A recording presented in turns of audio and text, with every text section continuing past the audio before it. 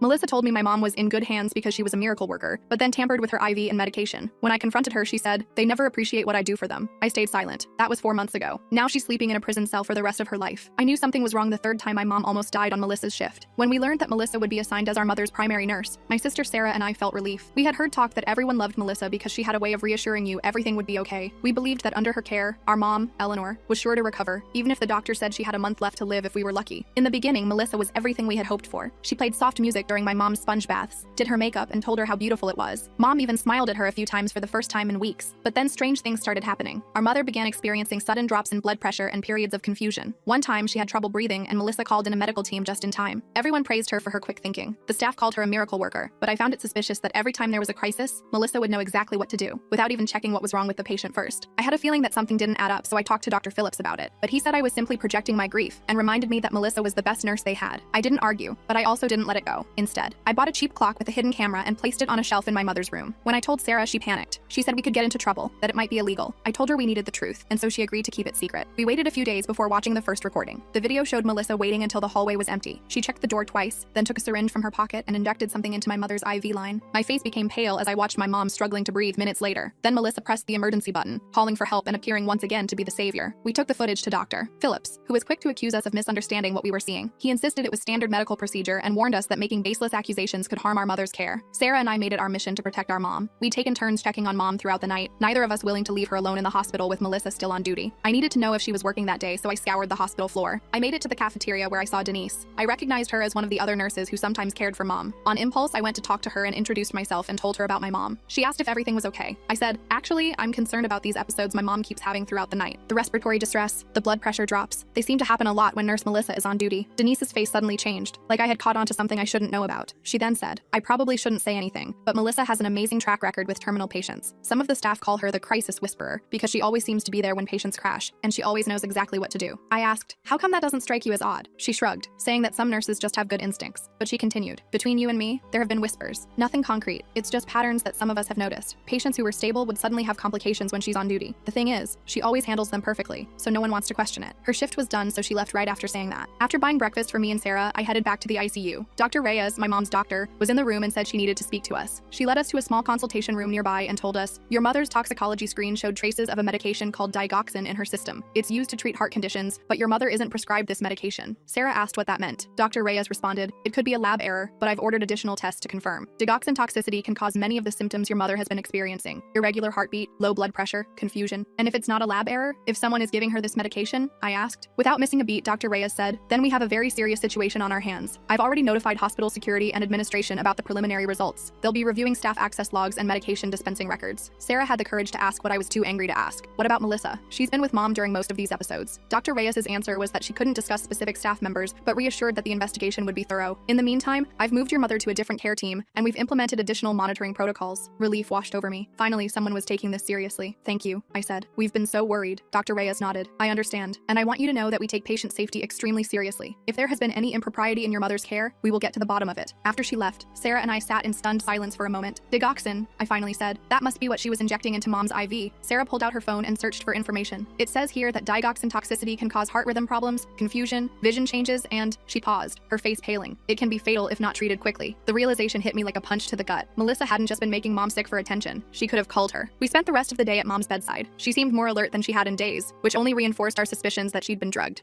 The new nurse assigned to her, Brandon, was efficient and kind, explaining everything he was doing as he checked her vitals and administered her medications. "I always like my patients to know what I'm giving them," he said as he adjusted mom's IV. "This is just your regular pain medication. It might make you a little drowsy, but that's normal." His transparency was reassuring after weeks of Melissa's secretive behavior. Around 3 p.m., a hospital security officer and a woman in a business suit came to speak with us. They introduced themselves as Officer Jimenez and Ms. Patel from hospital administration. "We'd like to ask you some questions about your concerns regarding your mother's care," Ms. Patel said. "Dr. Reyes mentioned you had observed some concerning patterns." We told them everything: the sudden medical crises, how they always happened during Melissa's shifts, and how we'd become suspicious enough to install the hidden camera. "We have the videos," I added. "They clearly show Melissa injecting something into mom's IV line right before she had breathing problems." Officer Jimenez looked interested. "Those videos could be crucial evidence. Would you be willing to share them with us?" "Absolutely," I said, pulling out my phone to send them the files. Ms. Patel cleared her throat. "I should note that recording in patient rooms without consent is against hospital policy and potentially violates privacy laws." I met her gaze. "I understand that, but my mother was in danger and no one would listen to us. We did what we had to do." She nodded slightly. "Under the circumstances, the hospital is not interested in pursuing any action regarding the recordings. Our primary concern is patient safety." After they left left with copies of the videos, Sarah and I felt cautiously optimistic. The hospital was taking the situation seriously, and Mom was now under the care of nurses we could trust. But our relief was short-lived. That evening, as I was getting coffee from the vending machine down the hall, I spotted Melissa entering the hospital through a side entrance. She wasn't in scrubs, but in street clothes, and she was moving with purpose. I ducked behind a column, my heart pounding. What was she doing here? Had she been suspended pending the investigation? If so, she shouldn't be in the hospital at all. I followed her at a distance, watching as she took the elevator up. When the doors closed, I checked the floor indicator. She was heading to the ICU level. Panic surged through me. I ran for the stairs, taking them 2 at a time until I reached the ICU floor. I burst through the door just in time to see Melissa walking purposefully down the hallway toward Mom's room. I pulled out my phone and called hospital security, keeping my voice low as I explained the situation. Then I followed her, staying far enough back that she wouldn't notice me. To my relief, when Melissa reached Mom's room, Brandon was inside checking Mom's vitals. Melissa hesitated in the doorway, then turned and walked toward the family waiting area instead. I ducked into an empty room as she passed. A few minutes later, 2 security officers arrived and approached Melissa in the waiting area. I couldn't hear what they were saying, but their body language was firm. Finally, one of the officers took her by the arm and escorted her toward the elevator. As they passed me, I heard her say, "I just wanted to check on my patient. I care about Eleanor." The cold, possessive way she said my mother's name sent chills down my spine. I returned to Mom's room, where Sarah was reading a magazine by Mom's bedside. Brandon had just finished his checks and was updating the chart. "Everything okay?" Sarah asked, noticing my expression. "Melissa was here," I said quietly. "Security just escorted her out." Brandon looked up sharply. "Nurse Melissa? She's not supposed to be anywhere near this unit right now. She's on administrative leave pending an investigation." "That's what I thought," I said. "She was in street clothes, heading straight for this room until she saw you were in here." Brandon immediately picked up the phone by Mom's bed and called his supervisor. After a brief conversation, he hung up and turned to us. "They're posting a security officer outside your mother's room for the rest of the night," he told us. "And they're reviewing the access logs to see how Melissa got into the building." That night, I couldn't sleep despite the security officer stationed outside Mom's door. I kept thinking about the determined look on Melissa's face as she headed for Mom's room. What had she been planning to do? The next morning, Dr. Reyes came by with news. "The comprehensive toxicology results confirmed the presence of digoxin in your mother's system," she said. "We've also reviewed the medication dispensing logs and found several instances where Melissa accessed digoxin without a valid patient order." "What happens now?" I asked. "The hospital has terminated Melissa's employment and reported her to the state nursing board. We've also contacted the police, who will be investigating this as a potential criminal matter." I felt a weight lift from my shoulders. "So it's over? She can't hurt Mom anymore?" Dr. Reyes hesitated. "We're taking every precaution to ensure your mother's safety, but I should warn you that these cases can be complicated. Melissa has been with the hospital for 3 years with an exemplary record. Some staff members may find these allegations hard to believe." She was right. Over the next few days, as news of the investigation spread through the hospital, we noticed a divide forming among the staff. Some, like Brandon and Denise, were supportive and vigilant about Mom's care. Others seemed skeptical, giving us cold looks or whispering when we passed. One afternoon, I overheard 2 nurses talking in the hallway outside Mom's room. "It just doesn't make sense," one was saying. "Why would Melissa risk her career like that? She's the best nurse on the floor." "I know," the other replied. "And those Walsh sisters seem kind of high-strung to me, always hovering, questioning everything." I bit my tongue and walked past them without comment. Let them think what they wanted. We had evidence now, and Mom was safe. That was all that mattered. A week after Melissa was escorted from the hospital, Detective Leah Ortiz from the police department came to speak with us. She was a no-nonsense woman with sharp eyes and a direct manner. "I've reviewed the evidence provided by the hospital," she told us in the same small consultation room where Dr. Reyes had first told us about the digoxin, "including your videos. I believe you have a strong case for assault at minimum." "At minimum?" Sarah asked. Detective Ortiz nodded grimly. "Depending on intent, this could potentially be attempted murder, but that's much harder to prove." She took out a notebook. "I need to ask you some detailed questions about your observations and interactions with Melissa." For the next hour, she grilled us on everything we could remember. When the episode started, exactly what we saw, what Melissa said and did before and after each incident. She was particularly interested in any comments Melissa had made about being a miracle worker or saving patients. "In cases like this," she explained, "the motivation is often a psychological condition called Munchausen syndrome by proxy, or more recently, factitious disorder imposed on another. The perpetrator creates medical crises so they can be the hero who resolves them." "That's exactly what she was doing," I said. Everyone praised her for saving Mom, for knowing exactly what to do in an emergency. Detective Ortiz nodded. "It's a pattern we see in healthcare settings sometimes. The challenge is proving it beyond reasonable doubt. Your videos are compelling evidence, but Melissa could claim she was administering medication that was verbally ordered but not documented." "But the toxicology results," Sarah protested. "Mom wasn't supposed to be getting digoxin at all." "That's our strongest point," the detective agreed. "I'll be interviewing Dr. Phillips and other staff members to determine if there was ever any legitimate reason for your mother to receive that medication." After Detective Ortiz left, Sarah and I discussed what she'd told us. The case seemed solid, but we were worried about how long the investigation might take. Mom was still terminally ill after all. Her cancer hadn't gone away just because Melissa had. "What if she doesn't live long enough to see Melissa held accountable?" Sarah asked quietly. I squeezed her hand. "Then we'll see it through for her. Either way, we've already saved her from Melissa. That's what matters most." The next day, Dr. Phillips asked to speak with us. His demeanor was completely different from our previous interactions. He seemed subdued, almost apologetic. "I want you to know that I've been cooperating fully with the investigation," he said, "and I owe you both an apology. I should have taken your concerns more seriously." I was surprised by his change in attitude. "What made you change your mind?" He sighed heavily. "The evidence is compelling, and this isn't the first time concerns have been raised about Melissa's patients experiencing unexpected complications. I dismissed those too, because her outcomes were always so positive in the end." "You knew?" Sarah's voice was incredulous. "Other people had concerns, and you ignored them?" Dr. Phillips had the grace to look ashamed. "There were never any concrete complaints, just questions. Patterns that seemed unusual but could be explained by coincidence or exceptional nursing instincts. Melissa was so beloved by patients and families. She received more thank you cards cards and commendations than any other nurse on staff. I thought about what Detective Ortiz had said about Munchausen by proxy. She created situations where she could be the hero, and you all fell for it. It appears that way, he admitted. I've provided Detective Ortiz with a list of other patients who experienced similar patterns of unexpected crises during Melissa's care. They're reviewing those cases now. After he left, I felt a strange mix of vindication and anger. If Dr. Phillips had listened to those earlier concerns, maybe Mom wouldn't have suffered through multiple near-death experiences. That afternoon, Brandon came in looking troubled. I thought you should know, he said quietly. Melissa has been calling the nurse's station asking about Eleanor's condition. She's been told repeatedly that she's not authorized to receive any patient information, but she keeps calling. A chill ran down my spine. She's obsessed with Mom. Brandon nodded. Security has been notified. They've updated her photo at all entrances, and all staff have been reminded that she's not allowed in the building. Despite these precautions, I couldn't shake the feeling that Melissa wasn't done with us yet. That night, I dreamed she was standing over Mom's bed with a syringe, smiling as the monitors flatlined. I woke up in a cold sweat, checking immediately to make sure Mom was still breathing peacefully. The next morning, Detective Ortiz called with an update. We've been investigating Melissa's employment history, she said. She's worked at 8 different healthcare facilities in the past 15 years, never staying more than 2 years at any of them. Did she get fired from the others? I asked. That's the interesting part, Detective Ortiz replied. She always left voluntarily, usually after receiving some kind of recognition or award for exceptional patient care. We're contacting these facilities to review patient records during her employment. You think she's done this before? I said. It wasn't a question. I think it's likely, she confirmed. People with this disorder don't typically start and stop. It's a compulsion that builds over time. After hanging up, I shared the information with Sarah. We were both disturbed by the implications. How many patients had Melissa harmed over the years? How many families had watched their loved ones suffer without ever knowing why? That afternoon, Mom was having a good day. She was more alert than she'd been in weeks, sitting up in bed and even eating a little soup for lunch. Sarah and I were cautiously optimistic that without Melissa's interference, she might have more quality time left than we'd thought. I've been having the strangest dreams, Mom said as I helped her adjust her pillows. I kept dreaming I couldn't breathe, and then that nice nurse Melissa would save me. I exchanged a glance with Sarah. Those weren't dreams, Mom, I said gently. You were having real breathing problems. Mom looked confused, but Melissa fixed it. She's such a good nurse. I didn't have the heart to tell her the truth. What good would it do now? Instead, I just squeezed her hand and changed the subject. Later that day, Dr. Reyes stopped by with surprising news. Your mother's latest scans show her cancer hasn't progressed as rapidly as we expected, she said. Without the additional stress on her system from the digoxin, she's actually stabilized somewhat. What does that mean for her prognosis? Sarah asked, hope evident in her voice. Dr. Reyes was careful not to overstate things. She's still terminally ill, but I think we may have been overly pessimistic about the 1-month timeline. With proper palliative care, she could have several months of reasonable quality life. It was bittersweet news. On one hand, we were grateful for any extra time with Mom. On the other, it was infuriating to think that Melissa had been stealing precious days from her. 2 days later, Detective Ortiz asked to meet us at the police station. When we arrived, she led us to a small conference room where another detective was waiting. This is Detective Marcus Watts, she introduced him. He's been investigating Melissa's previous employments. Detective Watts nodded at us. We've found some disturbing patterns, he said without preamble. At every facility where Melissa worked, there were spikes in emergency interventions and unexpected complications among her patients. Most notably, these were often patients who were already terminal or seriously ill, where sudden changes might be attributed to their underlying conditions. Did anyone ever suspect her? I asked. At her second-to-last job before Golden Sunset, a doctor raised concerns about unusual patterns in patient deterioration during her shifts, Detective Watts said. But before any formal investigation could begin, Melissa resigned, citing personal reasons. She received glowing references and was hired at Golden Sunset 3 weeks later. We've also found something else, Detective Ortiz added, sliding a folder across the table. Melissa maintains a private social media account under a pseudonym. It's filled with vague posts about her saves. I opened the folder to find printouts of social media posts. The account name was angelofmercy_RN, and it contained disturbing captions. Another save today. They don't know how close they came to the edge before I pulled them back. Patient was fading fast. Everyone panicked but me. I knew exactly what to do because I always do. Sometimes you have to let them get worse before they can get better. Only I understand that. The posts never named patients or showed identifiable photos, but there were images of hospital rooms, medical equipment, and occasionally Melissa's reflection in mirrors or windows, always with a self-satisfied smile. This is sick, Sarah said, pushing the folder away. She's bragging about hurting people. It's actually valuable evidence, Detective Ortiz said. These posts often correlate with dates when your mother or other patients experienced medical emergencies during Melissa's shifts. So what happens now? I asked. We're building our case, Detective Ortiz said. The district attorney believes we have enough to charge her with assault and administering a noxious substance. We're still investigating whether we can prove intent to cause serious harm, which would support more serious charges. When will you arrest her? Sarah asked. That's the problem, Detective Watts said grimly. We can't find her. She's not at her apartment, and she hasn't been seen at any of her usual haunts. Her phone is going straight to voicemail. A cold feeling settled in my stomach. You think she's running? It's possible, Detective Ortiz admitted. Or she's planning something. We've increased security at the hospital and have officers looking for her. But until we locate her, I'd advise you both to be extra vigilant. On our way back to the hospital, Sarah and I were quiet, both processing what we'd learned. Melissa wasn't just a nurse who had crossed a line. She was a serial offender who had been hurting patients for years, possibly her entire career. I keep thinking about all those other families, Sarah finally said. The ones who never knew why their loved ones suddenly got worse. I nodded. At least we caught her. She won't be able to hurt anyone else. If they find her, Sarah pointed out, the thought that Melissa was out there somewhere, possibly planning her next move, was terrifying. When we arrived at the hospital, I found myself scanning every face, half expecting to see her lurking in a corner or disguised as another staff member. Mom was sleeping when we got to her room. The security officer outside nodded at us as we entered. I checked the windows and bathroom out of habit, making sure no one was hiding there. Sarah noticed and gave me a sad smile. We're safe here, she said. There's security everywhere. I knew she was right, but I couldn't shake my unease. Melissa had managed to get into the hospital once already. already while on administrative leave. What would stop her from trying again? That night, I stayed at the hospital while Sarah went home to shower and get some real sleep. Around 2 a.m., I was dozing in the recliner next to Mom's bed when a noise in the hallway woke me. I heard voices, then footsteps approaching Mom's room. I sat up, instantly alert, as the door opened. It was just Brandon, coming to check Mom's vitals. "Sorry to wake you," he whispered. "Just doing the rounds." I nodded, my heart still racing. "No problem. Everything okay out there?" I heard voices. "Just shift change discussion," he said. "Nothing to worry about." After he left, I couldn't get back to sleep. Every sound from the hallway made me tense up. I kept imagining Melissa finding some way past security, sneaking into Mom's room to finish what she'd started. The next morning, Sarah arrived with coffee and bagels, looking refreshed after a night in a real bed. "You look terrible," she observed. "Didn't you sleep?" I shook my head. Too jumpy. Every noise had me thinking Melissa was coming. Sarah squeezed my shoulder. "Go home. Get some real sleep. I've got this." I reluctantly agreed to go home, but made Sarah promise to call me immediately if anything happened. At home, I took a long shower, trying to wash away the hospital smell and the constant anxiety. As I was getting dressed afterward, my phone rang. It was a number I didn't recognize. "Hello?" I answered cautiously. "Is this Eleanor Walsh's daughter?" a woman's voice asked. It wasn't Melissa's voice, which was my first fear. "Yes. Who's this?" "My name is Janet Torres. I was a nurse at Pinecrest Care Center 5 years ago, when Melissa worked there. The police contacted me about her." My heart raced. "What can I tell you?" "Actually, I wanted to tell you something," she said. "I had suspicions about Melissa back then. A patient of mine, Mr. Abernathy, started having these strange episodes whenever Melissa covered my shifts. I tried to report it, but no one would listen. They all thought Melissa was this amazing nurse who could do no wrong." "That sounds familiar," I said bitterly. When the police called asking about her, I finally felt validated, but I wanted to reach out to you directly because I wish someone had believed me back then. Maybe your mother and others wouldn't have been hurt if they had. "It's not your fault," I said automatically, though part of me wanted to blame someone for not stopping Melissa sooner. "I know, but I still feel responsible. So if there's anything I can do to help with your case, any testimony I can provide about what I observed, I want you to know I'm willing." I thanked her and took down her contact information to pass along to Detective Ortiz. After hanging up, I felt a renewed sense of purpose. We weren't alone in this fight. Others had seen through Melissa's facade too. I managed to get a few hours of sleep before heading back to the hospital. When I arrived, Sarah was sitting by Mom's bed, reading a magazine while Mom napped. "Any news?" I asked quietly. Sarah shook her head. "All quiet here. Detective Ortiz called though. They're still looking for Melissa." I told her about Janet Torres's call. "I think more people are going to come forward now that the investigation is public. Melissa can't hide behind her reputation anymore." That evening, Dr. Reyes came by with good news. "Your mother's condition has stabilized enough that we think she can be moved out of the ICU tomorrow. We're preparing a private room for her on the oncology floor." "Is that safe?" I asked. "With Melissa still out there?" Dr. Reyes nodded. "We've implemented security protocols throughout the hospital. All staff have been briefed on the situation, and security officers will continue to monitor your mother's room. Plus, the oncology floor has restricted access already." The move happened the next morning. Mom's new room was larger and had a window with a view of the hospital gardens. It felt less clinical somehow, more peaceful. Mom seemed to appreciate the change, smiling as she looked out at the trees and flowers below. "It's nice to see something besides ceiling tiles," she said. Sarah and I arranged our things in the new room, setting up our makeshift camp for the ongoing vigil. The security officer, a friendly guy named Asher, took up his position outside the door. That afternoon, Detective Ortiz called with an update. "We've located Melissa's car at the bus station," she said. "Security footage shows her boarding a bus to Portland 3 days ago." Relief washed over me. "So she's left town? She's not coming back?" "We're working with Portland PD to locate her there," Detective Ortiz said. "But yes, it appears she's fled the area. That's actually good news for our case. Flight suggests consciousness of guilt." After hanging up, I shared the news with Sarah. We both felt a weight lift from our shoulders. If Melissa was hundreds of miles away, Mom was safe. We could focus on making her comfortable and enjoying whatever time she had left without constantly looking over our shoulders. The next few days passed peacefully. Mom had good days and bad days, but without Melissa's interference, she was generally stable. We settled into a routine, taking turns staying with her so that one of us could always go home to shower and sleep. A week after Mom's move to the oncology floor, Dr. Phillips stopped by her room. He looked uncomfortable as he checked Mom's chart. "Her numbers are looking good," he said, relatively speaking, of course. I nodded, waiting for him to get to the real reason for his visit. Finally, he cleared his throat. "I wanted to let you know that I've submitted my resignation from Golden Sunset. After what happened with Melissa, I can't in good conscience continue in my position when I failed to protect my patients." I was surprised by his decision. "Where will you go?" "I'm not sure yet, but before I leave, I wanted to apologize again. You tried to tell me something was wrong, and I dismissed you. I should have listened." His apology seemed sincere. "Thank you for acknowledging that. I appreciate your honesty." He nodded. "For what it's worth, I'm cooperating fully with the investigation. I've provided statements about every interaction I had with Melissa and every concern that was ever raised about her, however minor." After he left, I told Sarah about his resignation. "Good," she said firmly. "He enabled her. Maybe if he'd listened to us sooner, or to others who had concerns before us, Mom wouldn't have suffered so much." 2 days later, Detective Ortiz called with news that made my blood run cold. "Portland PD found the hotel where Melissa was staying," she said, "but she checked out 3 days ago. According to the hotel staff, she mentioned she was heading back to finish something important." My heart raced. "She's coming back here? Have you told the hospital?" "We've notified hospital security and local police are on alert," Detective Ortiz assured me. "We don't know for certain that she's returning to your area, but we're taking all precautions." After hanging up, I immediately called Sarah, who was at home resting. "Melissa might be coming back," I told her. "Get to the hospital as soon as you can. I don't want Mom alone for a second." Sarah arrived 30 minutes later, out of breath from rushing. "Any sign of her?" she asked as she entered Mom's room. I shook my head. "Nothing yet, but security has been notified. They've got people watching all entrances." We spent a tense day waiting, jumping at every sound in the hallway. Mom noticed our anxiety and asked what was wrong. "Just worried about you, Mom," Sarah said, forcing a smile. "Nothing to worry about." That night, neither of us was willing to leave. We took turns napping in the recliner while the other kept watch. Every time a nurse or aide came in to check on Mom, my heart would race until I confirmed it wasn't Melissa in disguise. The next morning, Brandon came in looking concerned. "I thought you should know," he said quietly. One of the night shift nurses reported that someone called the nurses' station asking about Eleanor's condition. When asked to identify themselves, they hung up. Was it Melissa? I asked, though I already knew the answer. Brandon nodded. The nurse recognized her voice. Security has been notified, and they're reviewing surveillance footage from around the hospital. All day, the tension was unbearable. Every footstep in the hallway, every voice at the nurses' station had us on edge. The security officer outside Mom's door, now a woman named Victoria, assured us she wouldn't let anyone unauthorized enter the room. Around 6 p.m., as the day shift was preparing to hand over to the night shift, a commotion erupted in the hallway. Victoria immediately stepped into the room. Stay here, she ordered. Lock the door behind me. Don't open it for anyone but me or hospital staff you recognize. She left, and I locked the door as instructed. Sarah and I moved to stand on either side of Mom's bed, as if we could physically shield her from whatever was happening. What's going on? Mom asked, looking confused and frightened. Just a security drill, I think. I lied, not wanting to scare her. Nothing to worry about. We waited in tense silence, listening to the commotion outside. After what felt like hours, but was probably only minutes, there was a knock at the door. Hospital security, a male voice called. Everything's under control now. I approached the door cautiously. Victoria? I called. Are you there? It's Mark from security, the voice replied. Victoria had to assist with an incident downstairs. I'm taking over her post. I hesitated. I didn't recognize the name Mark. Can you show your ID under the door? I asked. There was a pause, then a security badge slid under the door. It looked official, with the hospital logo and a photo of a man with the name Mark Barnes printed below it. Still cautious, I called the nurse's station from Mom's room phone. This is Eleanor Walsh's daughter. There's someone outside our door saying he's Mark from security. Can you confirm that's legitimate? Yes, that's correct, the nurse replied. Mark is covering for Victoria. There was a visitor who accidentally triggered an exit alarm, but it's been resolved. Somewhat reassured, I opened the door. The man outside matched the photo on the badge. He nodded professionally. Sorry for the alarm, he said. Security protocol requires a full sweep of the building when exit alarms are triggered. Was it Melissa? Sarah asked from beside Mom's bed. Mark shook his head. Just a confused visitor. Everything's fine now. He took up his position outside the door, and we tried to relax. But something felt off. The timing was too coincidental. A security incident right at shift change, when the floor would be at its most chaotic? I called Detective Ortiz to update her on what had happened. She shared my concerns. It could be a distraction, she said. Melissa might be testing the hospital's security responses. I'll send an officer to the hospital as an extra precaution. That night was the longest of my life. Every sound, every shadow had me on high alert. Sarah eventually dozed off in the recliner, but I couldn't sleep. I kept watching the door, half expecting Melissa to burst through it at any moment. Morning came without incident. As the sun rose, I finally allowed myself to relax slightly. Maybe we were being paranoid. Maybe Melissa wasn't coming back after all. Around 8 a.m., Brandon came in with Mom's morning medications. As he was checking her IV, he frowned. Did someone adjust this last night? He asked. My heart skipped a hit. Number Y? He pointed to the fourth line. The flow rate has been changed, and this doesn't look like the same tubing we use. Ice flooded my veins. What does that mean? Brandon immediately clamped the IV line and called for assistance. Within minutes, the room was filled with medical staff. They removed the entire IV setup and started a new line in Mom's other arm. We're sending the old tubing and fluid bag to the lab for analysis, Dr. Reyes told us afterward, and we're reviewing all security footage from last night. How could someone have tampered with her IV? Sarah demanded. There was a security guard right outside the door all night. Dr. Reyes looked grim. That's what we're trying to determine. In the meantime, we're moving your mother to a secure room in a different part of the hospital, one with continuous camera monitoring and restricted access. As they prepared to move Mom, Detective Ortiz arrived, looking serious. We need to talk, she said, pulling me aside. The security badge that was shown to you last night? It's authentic, but it was reported stolen from the real Mark Barnes 2 days ago.